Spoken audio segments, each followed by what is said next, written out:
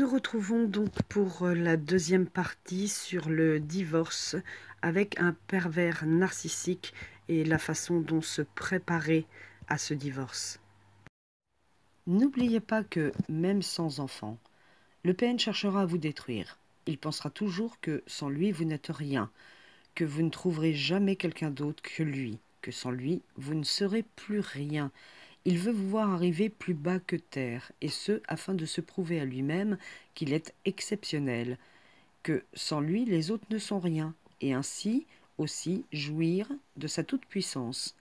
N'oubliez pas que même si il a peu d'éléments contre vous, admettons, eh bien, il en trouvera coûte que coûte.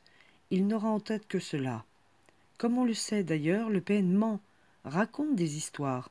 Mais, à force, il finit par croire réellement en ces mensonges ou ces histoires montées de toutes pièces, qui pour lui finiront par être une réalité, ce qui en fait un être dangereux. Il ralliera tout le monde, les personnes de l'entourage, à sa cause et ne vivra que pour cela tant qu'il n'obtiendra pas gain de cause. J'ai lu et entendu beaucoup de fois des personnes qui se demandent pourquoi le PN fait le silence radio à un moment donné. Donc il y a eu des vidéos là-dessus qui expliquaient pourquoi le silence radio. Mais dans ce dossier sur le divorce, il faut être très prudent et être sur vos gardes, car tout ceci est purement stratégique, surtout dans la situation conflictuelle. Le manipulateur est stratégique. Ne perdez pas à l'esprit qu'il est en retrait et prépare certainement quelque chose. Et si vous avez des fois quelques contacts très rares avec lui ou elle, ou dans ces derniers vous le sentez distant, évasif sur les réponses que vous attendez, que ces messages sont très courts, eh bien cela est fort probablement afin d'éviter de vous en dire trop, de le mettre en danger sur ce qu'il est en train de préparer derrière votre dos. Autre chose également, n'oubliez jamais que tout message, tout document, tel que les emails, écrits quelconques, que vous lui envoyez sera très soigneusement copié et classé dans un dossier qu'il prendra grand soin de préserver pour s'en servir contre vous. Donc adoptez la prudence lorsque vous pensez répondre à ce manipulateur. Pesez vos mots. Et croyez-moi, ce que je vous dis, ce n'est pas rien. Je l'ai vécu. Croyez-moi que l'EPN en question est arrivé avec une pochette remplie de documents alors que moi je suis arrivé les mains dans les poches. Donc faites très attention. Il y a aussi d'autres personnes qui se posent souvent la question pour savoir pourquoi le PN se comporte aussi méchamment que cela. Pourquoi avoir vécu quelques années ensemble, pourquoi il veut en arriver à ce stade.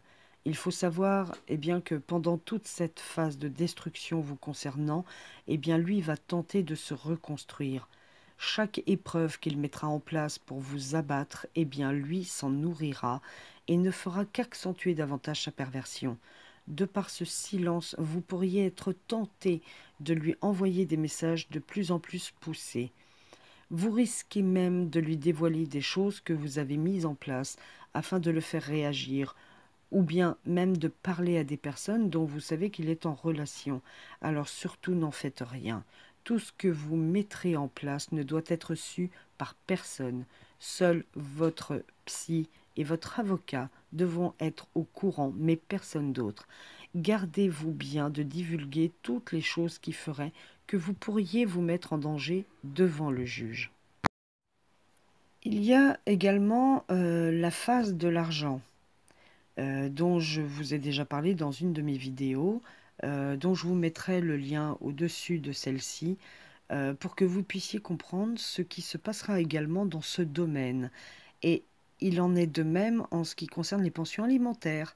Si le PN est un homme, il estimera que cet argent n'est pas pour le ou les enfants. Il pensera seulement que cet argent qu'il doit donner est de l'argent de poche pour la femme.